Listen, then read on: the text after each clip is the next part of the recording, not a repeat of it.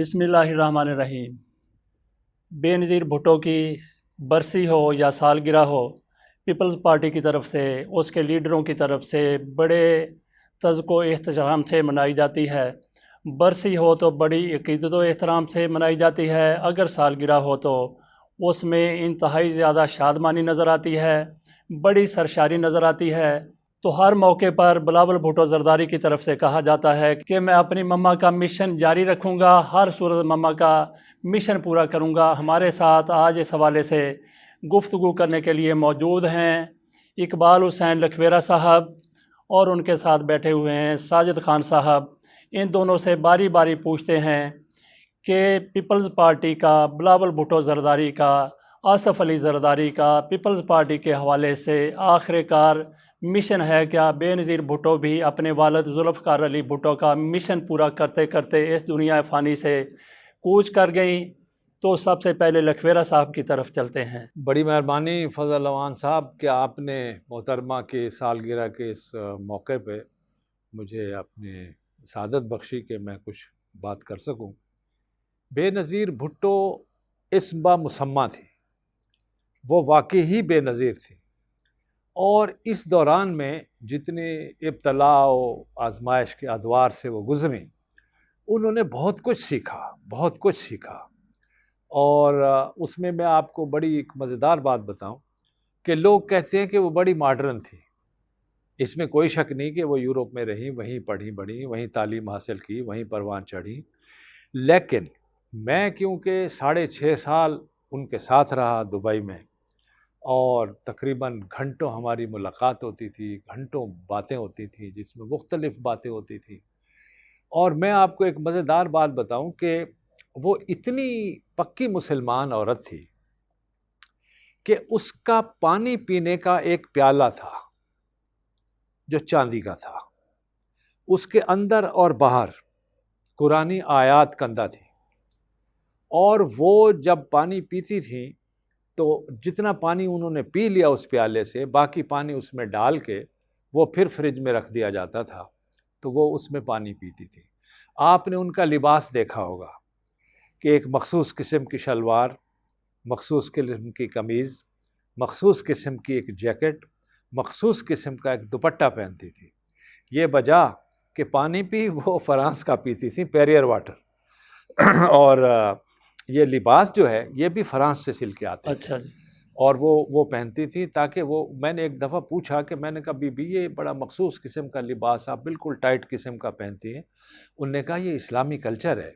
अच्छा। क्योंकि ये देखें, मैं मुसलमान मुल्क की वज़ीर आज़म रही हूँ, मुसलमान मुल्क से मेरा ताल्लुक़ है और मुझे चाहिए कि मैं वो इस्लामी जो अपने हैं अतवार या तरीक़े या जो रसूमात या जो रिवाज है उसको कायम रखूँ।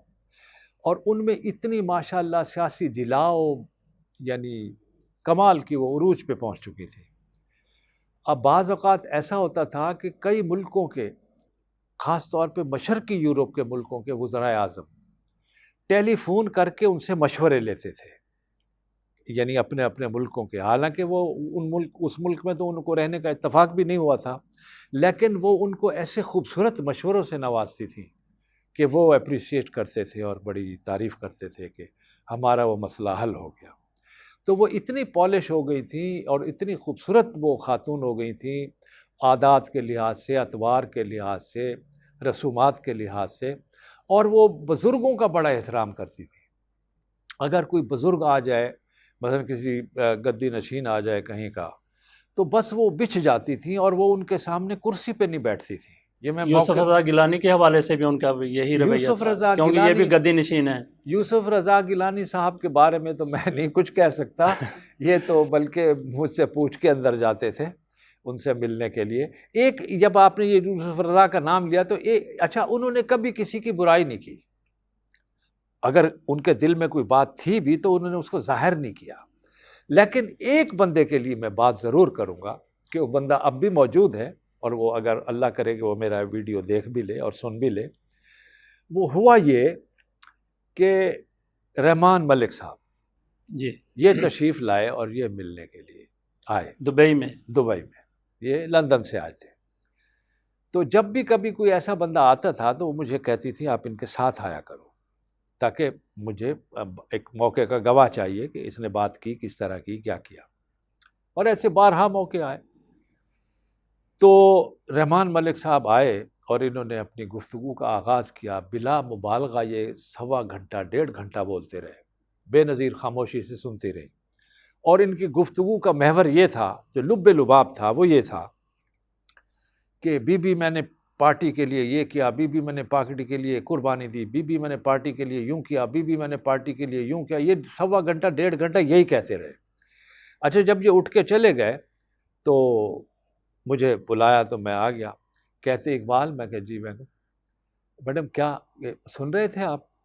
یعنی میں جس نے باپ قربان کر دیا، جس نے بھائی قربان کر دیے، جو خود جلا وطنی میں ہے، اس کی ماں جلا وطنی میں ہے، اس کا خاوند جیل میں ہے، اس نے پارٹی کے لیے کچھ نہیں کیا۔ جو کچھ کیا ہے رحمان ملک صاحب نے کیا ہے۔ اچھا جی، دیکھا کتنا باتونی ہے، یہ لفظ استعمال کیا انہوں نے اچھا جی، کہ یہ کتنا باتونی شخص ہے ہاں رحمان جی۔ ملک۔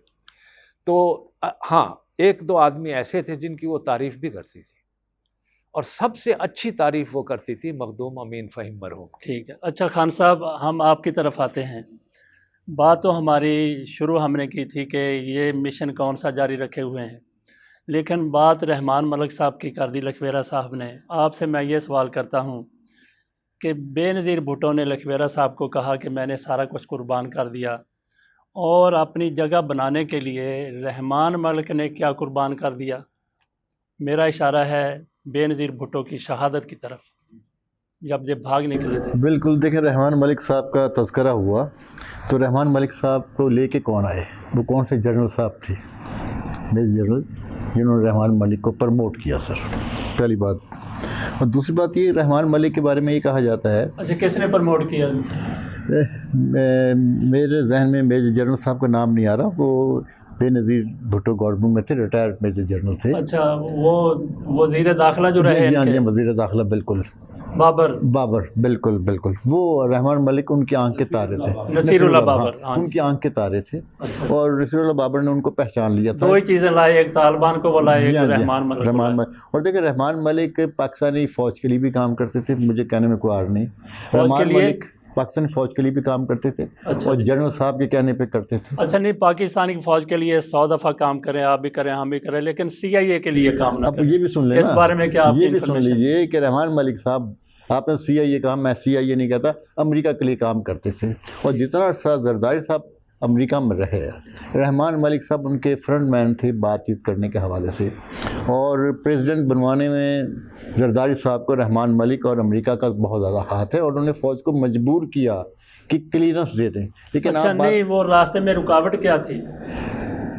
راستے میں رکاوٹ یہ تھی کہ رحمان ملک صاحب کو پاکستانی ایجنسی کلیئر نہیں کر رہی تھیں، جو ہوتا ہے عام طور پہ کہ تھانے دار تو آپ کو کلیئر نہیں کرتا، لیکن SP کہتا نہیں، اسے آپ نہیں، جانیں۔ اچھا لکھویرا صاحب، جب بے نظیر بھٹو زندہ ہے پھر تو زرداری کا کوئی چانس ہی نہیں بنتا نا صدر بننے کا، تو سب سے بڑی رکاوٹ پھر کیا تھی درمیان میں؟ بے نظیر، بس انہوں نے بات ہی ختم کر دی، وہ نام اچھا، لے چلیں کے۔ اب ہم اگلے سوال، وہ پہلے سوال کی طرف آتے ہیں کہ جو بلاول بھٹو زرداری کہتا ہے کہ جی میں نے مشن پورا کرنا ہے، مشن جاری ہے، کیا مشن ہے ان کا بے نظیر بھٹو کا جو ابھی تک ان سے پورا نہیں ہوا؟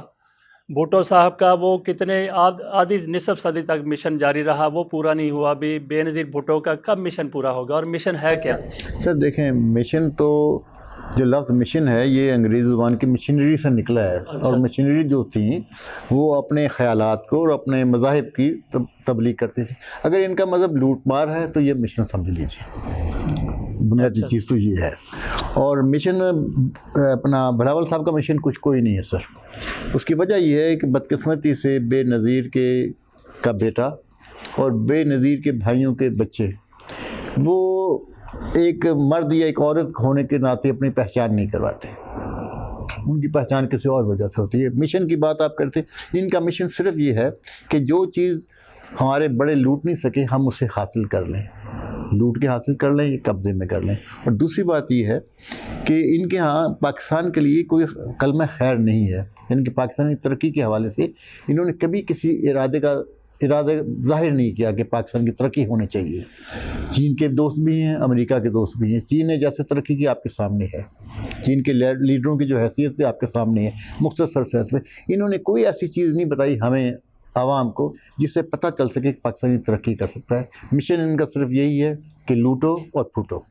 لکھویرا صاحب آپ کیا کہتے ہیں اس بارے میں؟ سر دیکھیں، اس کے بعد تو کوئی گنجائش ہی نہیں، یہ تو وہ بات ہے جو شاید میں کرتا وہ انہوں نے کر دی۔ اچھا بات یہ ہے کہ آپ اپنی والدہ کا مشن جاری رکھیں گے۔ گزارش میری یہ ہے کہ آپ کے دور حکومت میں زرداری صاحب صدر تھے، 5 سال صدر رہے، تو آج تک اس کی تحقیقات ہی پوری نہیں ہو سکی کہ بے نظیر کے قاتلوں کو پکڑا جائے۔ وہ یہی مشن ہی پورا کر دیتے تو ہم سمجھتے شاید یہ بڑا کام کیا انہوں نے۔ آج تک وہ مشن ابھی تک کسی کو علم نہیں ہے۔ یہ انہی کے دورے کو 5 سال صدر رہنا کوئی معمولی بات نہیں ہے۔ ساری مشینری آپ کے انڈر ہوتی ہے، وزیر اعظم آپ کا منتخب کردہ ہوتا ہے، آپ ابھی تک یہ بھی پتہ نہیں کر سکے۔ وہ ایک بھی گواہی نہ ملی، حالانکہ انہیں مجمع میں مارا گیا، مجمع میں شہید کیا گیا، اور ان کی ایک بھی گواہی نہیں مل سکی کہ کون تھا قاتل۔ تو یہ کیا مشن جاری کریں گے؟ یہ ساری زبانی جمع خرچ ہے۔ وہی بات ہے جو خان صاحب نے بتائی ہے کہ ان کا مشن یہی ہے، کھاؤ پیو اور پھوٹو، اور کوئی مشن نہیں ہے۔ اور تم یہی مشن ہی پورا کر لو کہ اپنی ماں کے قاتلوں کو تو نشاندہی کر دو کہ یہ لوگ تھے مارنے والے۔ آج تک یہ نہیں بتا سکے کہ کس نے شہید کیا اس بیچاری کو۔ اور وہ اتنی کمال کی خاتون تھیں کہ یہ اپنا اوان صاحب، اس نے کبھی بھی، میں نے جیسے پہلے بھی عرض کیا ہے کہ وہ کسی کی برائی نہیں کرتی تھی، لیکن ایک بار ایک عجیب اتفاق ہوا۔ مشاہد حسین اور سردار عبدالقیوم خان کشمیر والے یہ دبئی آئے، تو انہوں نے ٹیلی فون کیا، محترمہ سے ملنے کی گزارش کی، تو محترمہ ان کو ٹائم نہیں دے رہی تھی۔ تو کسی نے مشاہد حسین کو کہا، مشاہد حسین سے میرے بھی اچھے تعلقات تھے، مشاہد حسین کو کسی نے کہا کہ تم اقبال حسین لکھویرا کو کہو، یہ 2 منٹ میں ملا دے گا۔ اس نے مجھ سے بات کی، میں نے بی بی کو کہا بی بی آپ سب کو مل لیتی ہیں، اگر یہ بھی دونوں مل جائیں گے تو کیا فرق پڑ جائے گا، سن لے ان کی باتیں۔ کہتی میں ان 2 کو نہیں مل سکتی، جو سردار عبدالقیوم ہے اس کو نکال دو، مشاہد حسین سے میں مل لوں گی۔ ٹھیک ہے، میں نے کہا مجھے اس کو سردار عبدالقیوم کو کیوں نکال دو؟ ہاں جی، کہنے لگی پتہ ہے کیا، یہ میرے پاس آئے گا، یہ بڑا منافق آدمی ہے، یہ یہاں آ کے مجھے کہے گا کہ میں جا کے اب مشرف کو یہ کہوں گا، مشرف کو یہ کروں گا، مشرف کو یہ بتاؤں گا، اور وہاں جا کے یہ الٹ کرے گا، کہے گا کہ میں نے بیوی کو، بیگم کو، اپنا بی بی شہید کو یہ کہا کہ تو مشرف کو مان لو، مشرف اچھا ہے، اس کو الگ دوسری صورت دکھا رہا ہوگا اور مجھے دوسری صورت، تو اس کو میں نہیں ملتی۔ میں نے کہا بی بی اس کو بھی جب مشاہد کو ملتی ہو تو وہ پھر وہ برا منائے گا کہ ہم دونوں لوگ آئے ہیں اور ایک کو مل رہی ہیں دوسرے کو۔ تو انہوں نے بڑی مشکل سے، نہ چاہتے ہوئے بھی، میرے بار بار کی التجا پہ انہوں نے ٹائم دیا، اور پھر وہ یقین کریں بمشکل 5 سے 6 منٹ ملی ہوگی، ورنہ بی بی جب کوئی باہر سے بندہ آتا تھا پاکستان سے تو اس سے وہ گھنٹوں بھی باتیں کرتی تھیں، لیکن ان سے 5-6 منٹ بات کی۔ تو جب ہم باہر نکلے تو مشاہد نے پھر الگ ہو کے مجھ سے پوچھا کہ یار ہمارے ساتھ بڑی مختصر ملاقات کی۔ میں کہ تم اکیلے ہوتے تم گھنٹہ ملتے، صحیح ہے، یہ سردار عبدالقیوم کی وجہ سے تمہاری یہ ملاقات مختصر ہوئی ہے، کہ وہ ان کے بقول سردار عبدالقیوم یہ منافق ہے۔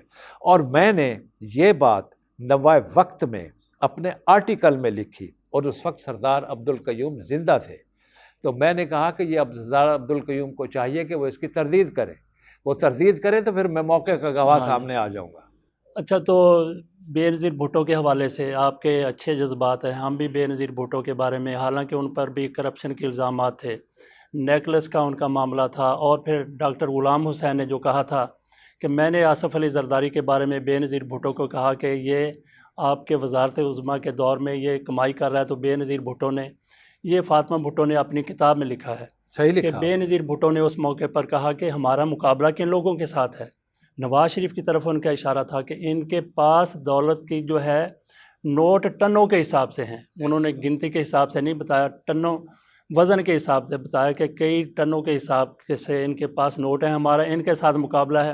تو گویا ان کے ساتھ مقابلہ کرنے کے لیے یہ بھی پیسہ بنانا چاہتے تھے، اور پھر کس طریقے سے بتایا۔ اور آصف علی زرداری اور بلاول بھٹو زرداری جو کچھ کر رہے ہیں، میرا خیال ہے کہ اگر ان میں کوئی رتی بھر بھی شرم ہو، حیا ہو، تو ان کو اسی پیالے میں ڈوب مرنا چاہیے جس کا آپ نے ذکر کیا، چاندی کا تھا، جو بے نظیر بھٹو نے وہاں پہ رکھا ہوا تھا۔ پرانی آیات تھی، اس میں نہ ڈوبنے دیں انہیں، اچھا جی، ان کا وہ مقام ہی نہیں ہے۔ سر بات یہ، جی آپ کچھ فرما رہے ہاں، تھے۔ تو میں یہ اگلی بات یہ کرنے لگا تھا، پھر میرا سوال ہوگا خان صاحب سے کہ آصف علی زرداری جب صدر تھے تو مطلوب وڑیچ نے اپنے کالم میں لکھا، اور باقی میڈیا نے بھی اس پر بات کی، باقی لوگوں نے بھی بات کی کہ آصف علی زرداری نے بھارت سے ایشوریا رائے کو بلایا تھا، پاکستان میں بڑی مشہور ان کی اداکارہ، اور اس کو انہوں نے دیے تھے 10 کروڑ روپے۔ چارٹر جہاز گیا تھا، لے کے آیا تھا، چھوڑنے گیا تھا، اس کے اوپر کتنے کروڑ لگے وہ ایک الگ داستان ہوگی۔ تو خان صاحب سے ہم پوچھتے ہیں کہ 2014 میں سندھ میں انہوں نے ایک کلچر ڈے منایا تھا، ایک بلاول بھٹو زرداری کی طرف سے کہا گیا تھا کہ اس کے اوپر جتنا بھی خرچہ آئے گا وہ میں ادا کروں گا، لیکن وہ سارے کا سارا خرچہ حکومت کی طرف سے ادا کیا گیا، 2 ارب روپے لگایا گیا اس کے اوپر، اور اس کی انکوائری آج تک ہو رہی ہے۔ آپ بتائیے جی کہ بلاول بھٹو زرداری کس طریقے سے، جس طریقے سے زرداری نے مشن پورا کیا بے نظیر بھٹو کا، ایشوریا رائے کا، اور بلاول بھٹو زرداری کس طرح مشن پورا تھا؟ دیکھیں بات یہ ہے کہ سندھی وڈیرے پہ اس قسم کے الزام لگتے نہیں ہیں، حقیقت ہے صرف، لیکن بدقسمتی سے زرداری صاحب اپنے بارے میں سندھی وڈیرا نہیں کہتے، اپنے آپ کو بلوچ کہتے ہیں تاکہ شامل نہ ہوں۔ بہرحال انہوں نے لوٹ مار بڑی کی اور بڑی اچھے طریقے سے کی، اور آپ نے میرا خیال اپنے کسی کلپ میں ذکر بھی کیا ہوگا احمد ریاض شیخ صاحب کا، جو بے نظیر بھٹو کے بہت قریب تھے اور زرداری صاحب کے فرنٹ مین تھے اس زمانے میں۔ ان کے بیٹے کا آج کل ایک چینل بھی ہے، اور ان کے بیٹے نے بھی اس گنگا میں ہاتھ دھوئے، جہاں کیپٹل ٹی وی، اس گنگا میں ہاتھ دھوئے اور کچھ پیسہ وصول کیا، اور جب موجودہ حکومت نے ان کے خلاف کارروائی کی، حکومت نے نہیں بلکہ نیب نے کارروائی کی، تو وہ بقایا رقم دینے کو تیار ہوئے۔ لیکن دیکھیں انہوں نے یہ کہا تھا کہ یہ پارٹی فنڈ میں سے ہوگا، انہوں نے پارٹی فنڈ، ایک تو پارٹی فنڈ کا تصور کوئی نہیں ہے میں آپ کو بتاؤں، اور پاکستانی الیکشن کمیشن جو ہے وہ اب تک جتنی بھی سیاسی جماعتیں ہیں کسی پارٹی فنڈ کے بارے میں کوئی آڈٹ نہیں کر سکا، جی ٹھیک ہے، اور نہ ہی وہ کرنا چاہتے ہیں۔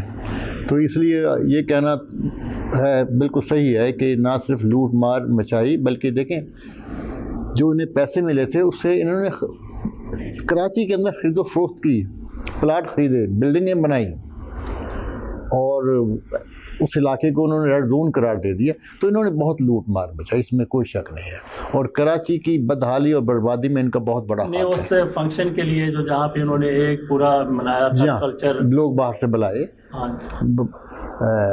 انڈیا سے خاص طور پہ بلائے۔ اب بتائیں انڈیا سے جو لوگ آئے انہوں نے ثقافت کا کون سا حصہ دکھانا مقصود تھا ان کو؟ کس کو بلایا تھا انڈیا سے؟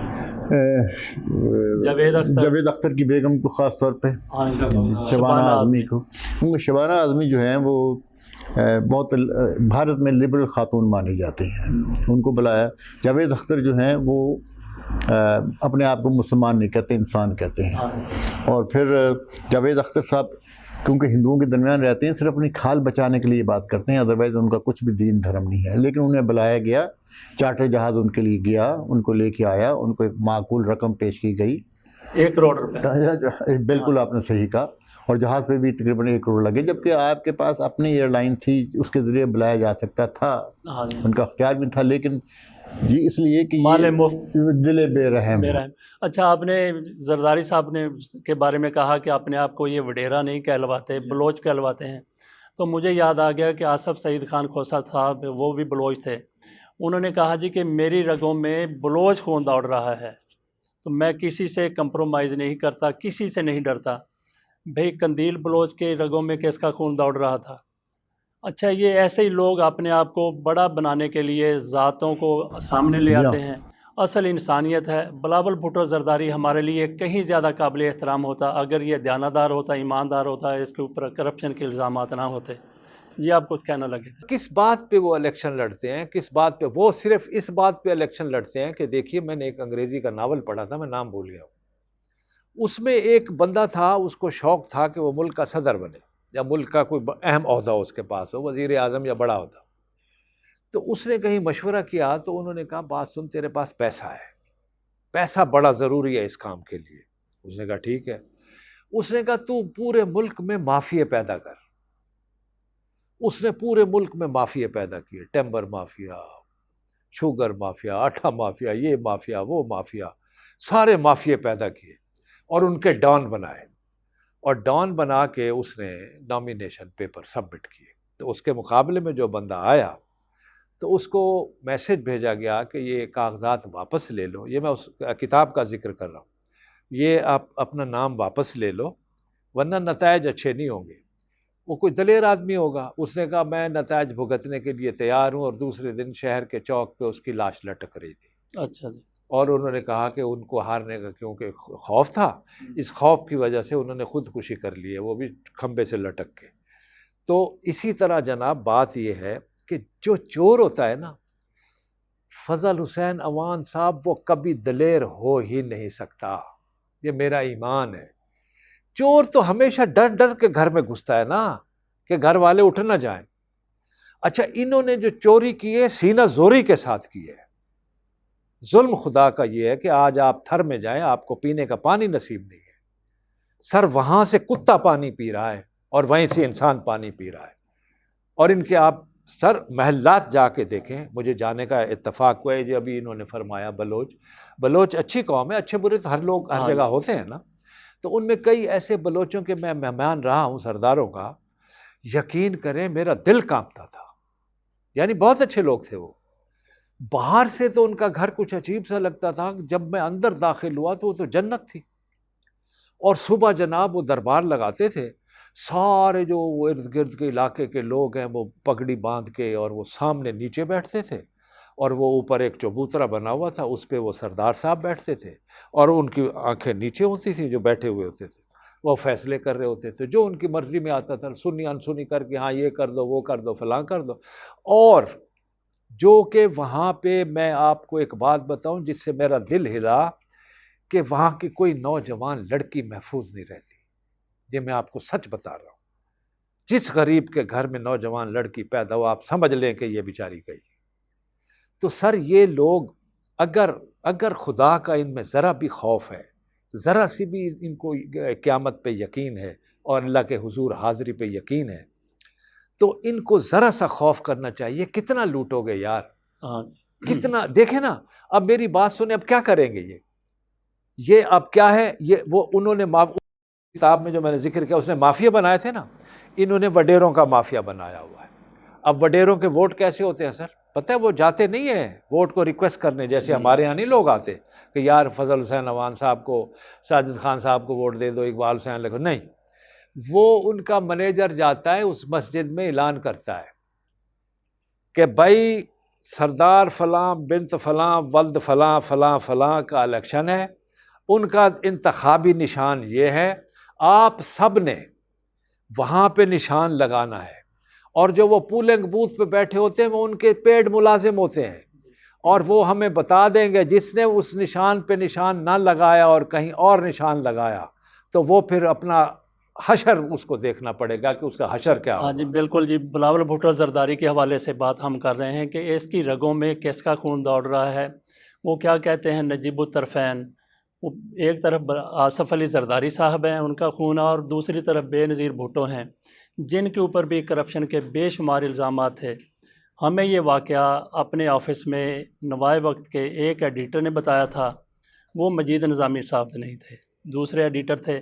انہوں نے یہ بتایا تھا کہ مخدوم شہاب الدین نے ان کو بتایا ہے کہ جب انہوں نے 90 کی دہائی میں بے نظیر بھٹو نے، پیپلز پارٹی کی حکومت نے بجلی کے معاہدے کیے تو فی یونٹ 7 پیسے کمیشن بے نظیر بھٹو کے کھاتے میں جانا تھا۔ تو یہ کہتے ہیں جی کہ ہم بقول مخدوم شہاب الدین ہم سوئٹزرلینڈ گئے، وہاں پہ جا کے خریداری بے نظیر بھٹو نے کی، تو جب پیسے دینے لگے، جو نیکلس بے نظیر بھٹو نے خریدا، جب اس کے پیسے دینے لگے تو کمپنی کا مینیجر ساتھ تھا، اس نے کہا جی کہ میں پیسے دیتا ہوں۔ بے نظیر بھٹو نے کہا نہیں میرے پاس کارڈ ہے۔ بے نظیر بھٹو نے وہ کارڈ دیا جس میں 7 پیسے فی یونٹ پاکستانی کی بجلی کا جو سودا ہوا تھا اس کے جو بے نظیر بھٹو کے اکاؤنٹ میں پیسے تھے، اور کارڈ کے ذریعے وہ پیسے بے نظیر بھٹو نے ادا کیے۔ بلاول بھٹو زرداری کی رگوں میں ان 2 ماں باپ کا خون دوڑ رہا ہے اور ان کا یہ مشن پورا کرنا چاہتا ہے۔ خان صاحب آپ کیا کہتے ہیں اس بارے میں؟ دیکھیں آپ نے بلوچوں کی بات کی، سندھیوں کی بات کی، تو ہمارے ایک بلوچی ہمارے قابل احترام ہے، لیکن اس کے اوپر ہمیں ضرورت یہ ہے کہ آپ میں لوٹ مار، کوئی عوان ہو، خان ہو، لکھویرا ہو، کوئی بھی ہو، لوٹ مار نہ ہو، انسانیت ہو. دیکھیں بالکل صحیح کہا، میں انسانیت کی بتا رہا ہوں کہ ایک اصول اور قانون یہ ہے کہ آپ جہاں پہ آپ کو اپنے آپ کو بہتر نظر آنا چاہیے، بتانا چاہیے. ذرا گفتگو ہٹ گئی ہے. ہمارے ایک جسٹس صاحب ہیں، وہ بھی بلوچ ہیں، اور ایک جج کے بارے میں کہا جاتا ہے کہ وہ ہنستا بھی نہیں. وہ نہ صرف ہنستے ہیں بلکہ پبلک کو آ کے ہنساتے بھی ہیں. ان کا بھی نام لینا مناسب نہیں ہے. لیکن آپ نے جو بات کی نا بھلاول بھٹو کے حوالے سے، دیکھیں ان کے ہاں کوئی ہمیں سیاسی منظرنامہ نظر نہیں آتا. وہ سیاست پہ بات کرتے نظر نہیں آتے. وہ آج کل بات کرتے ہیں، ان کے دماغ پہ خوف ہے موجودہ حکومت کا اور عمران کا، اور ان کے پاس عوام کے لیے کوئی چیز نظر نہیں آتی. اور پلس اب دیکھیں ان کے اب وہ آج کل لاہور آئے ہوئے ہیں خصوصی طور پہ بے نظیر بھٹو کی سالگرہ کے حوالے سے، اور لاہور میں ناراض پیپلز پارٹی کے لوگوں کو منانے کے لیے. ان کا پنجاب کی سیاست میں کوئی انٹرسٹ نہیں ہے. اور ہمارے دوست اعتزاز احسن صاحب اس پہ بڑی آج کل خفت محسوس کر رہے ہیں کہ انہوں نے ایک پارٹی بنائی اور ایک پارٹی چلائی، اور وہ ان لوگوں نے اعتزاز احسن کو نہیں مدعو کیا اس فنکشن کے اندر جہاں کیک کاٹا جانا تھا. تو اس سے آپ اندازہ لگائیں کہ یہ صرف ایک دکھاوا ہے، ایک نمائش ہے. یہاں پہ آئے ہیں بتانے کے لیے کہ جناب یہاں پہ کبھی ہماری حکومت تھی اور ہمیں آپ یاد رکھیں. ادروائز ان کا پنجاب کے ساتھ کوئی انٹرسٹ نہیں ہے. اور بلاول سے لوگ مایوس ہیں. ایون اب یہ ہے کہ سندھی وڈیرا بھی مایوس ہے کہ جو وڈیرا شاہی ہونی چاہیے وہ بلاول صاحب میں نظر نہیں آتی. ان کے مکسچر نے ان کو بڑا کمزور کر دیا. بات سر پتہ کیا ہے، دیکھیں ایک کوئی بھی سیاسی پارٹی ہو، اس کا ایک موٹو ہوتا ہے، ایک پرنسپل ہوتا ہے، ایک بات کے لیے وہ کام کرتے ہیں. اب جیسا خان صاحب نے فرمایا کہ وہ عمران خان کا خوف ہے، وہ خوف زدہ ہے. یقین کریں یہ بالکل صحیح کہا انہوں نے، یہ بالکل خوف زدہ ہیں. 2 بندے عمران خان سے اتنے خوف زدہ ہیں، تیسرا تو خیر بھاگ ہی گیا ملک سے، اس کا میں اس لیے نام نہیں لے رہا، وہ نواز شریف. یہ 2 بندے اتنے خوف زدہ ہیں کہ میں آپ کو بتا نہیں سکتا. ایک مولوی فضل الرحمان اور ایک زرداری فیملی. یہ اس لیے ڈرتے ہیں کہ ان کو اتنی ہمت کسی سے، آپ سوچ سکتے ہیں کسی میں اتنی ہمت تھی کہ آ کے شریف فیملی پہ ہاتھ ڈالے، زرداری فیملی پہ ہاتھ ڈالے، میر خلیل شکیل الرحمان جیسے آدمی پہ ہاتھ ڈالے جو ایک ڈان ہے میڈیا کا.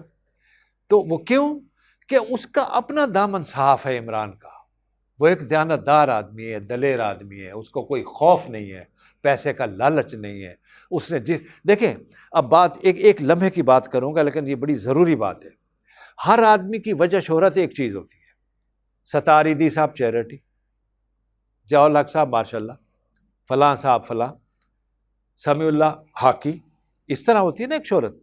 عمران خان واحد آدمی ہے جس کی وجہ شہرت کئی ہیں، ایک سے زیادہ ہیں. مثلا کرکٹ کے لیے گئے تو ریجیکٹ ہو گئے، لیکن اکیلے، وہ آپ کو پتہ ہی ہے کہ اکیلے وکٹ ڈال کے وہ 6 گھنٹے اپنی بالنگ کرتے. آخر وہی شخص ورلڈ کپ جیت کے ملک میں لے آیا. کھلاڑی کھیل میں گیا ٹاپ. اس کے بعد چیریٹی میں آیا.